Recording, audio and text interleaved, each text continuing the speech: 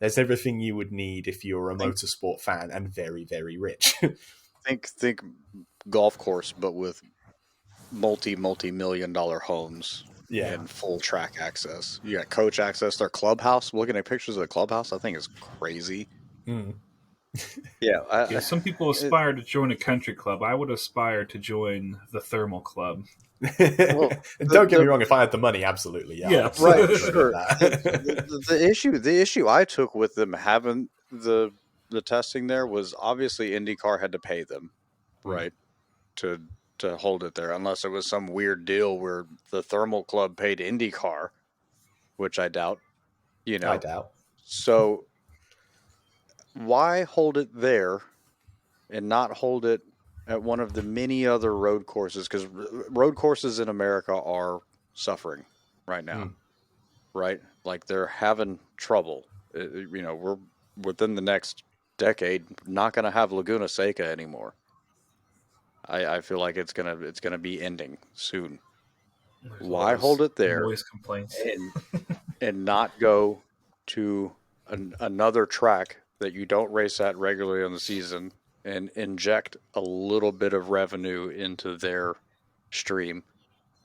Why go here? So the thought is, and this isn't confirmed, this hasn't been confirmed by IndyCar at all, but the idea is that you have a captured audience around the thermal club of people who are very rich and are obviously fans of motorsport, or at least cars, driving fast performance vehicles. You've got a captured audience there, unless they heard an IndyCar test was coming and decided to go skiing, but who knows? So the thought is that you put IndyCar in front of them, and then they might be likely to invest in either the series or teams or drivers, try and get some more money into IndyCar. Invest in motorsport on the games. outside, yeah. On the outside, I don't hate that idea. However, there are now talks since the test, and we'll get on very briefly to talk about who was fastest, but it's kind of irrelevant in an IndyCar preseason test because nobody really shows what they have. And the sandbags are heavy. Yeah, sandbags are real heavy. But there have been talks after the test that, well, the Thermal Club have come out and said that they are aspiring to host an IndyCar race at some point. And some of the drivers said that they would like to race there. Marcus Armstrong, sorry, too many Marcuses at Chip Ganassi. Marcus Armstrong said he'd love to race there, as did Callum Ilott, I believe. Now, the track itself, like just from a driving point of view, it looks fine to drive. It looks fun to qualify on. There's bugger all passing places. There's like one or two.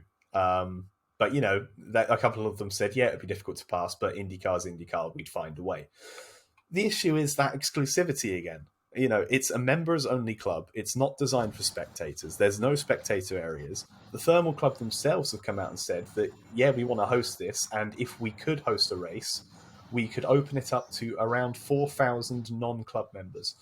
4,000 is a pitiful number for spectators. Right. I don't think there's parking. Terrible. No, I don't think there's parking. They would probably do a temporary kind of deal, leave your car out in the desert and someone might watch it and make sure it doesn't get stolen, maybe. Right. There are as you say, there are so many places, if you're just talking road courses, there's so many places in the United States where IndyCar should be going first. Hell, IndyCar should even be looking internationally, in my point of view. Like coming over to Britain's maybe a bit unfeasible, but, you've got a lot of IndyCar interest in South America and in Mexico. Yeah, go to Mexico. Please, please go back to there. Or they're still crying out for IndyCar to go back to Australia. Again, I get the financial problems with that, but even if you just look within the United States, we don't race at Watkins Glen anymore. We should. We don't race at COTA anymore. You can argue about that. I don't know. But then, moving away from road courses, I would say there are enough road courses on the IndyCar calendar. We need more ovals. We should be racing at Homestead, Miami. We should be racing at Richmond like was planned before the pandemic. There's so many places where IndyCar should and could expand to. And I think that's a major thing that IndyCar needs to do as well. I think IndyCar are trying to get a quick injection of cash by putting the series in front of rich people, when in reality what they need to be doing is making sure that the series doesn't get forgotten for the half a year almost that it isn't on. Series starts in, let's call it March, because it starts in February and then there's a fucking month gap between the next race. and then it ends in September. And then, unlike other sports like Formula One, where even during the off season it's constantly in the headlines because their social media crew is an absolute masterpiece. IndyCar goes silent.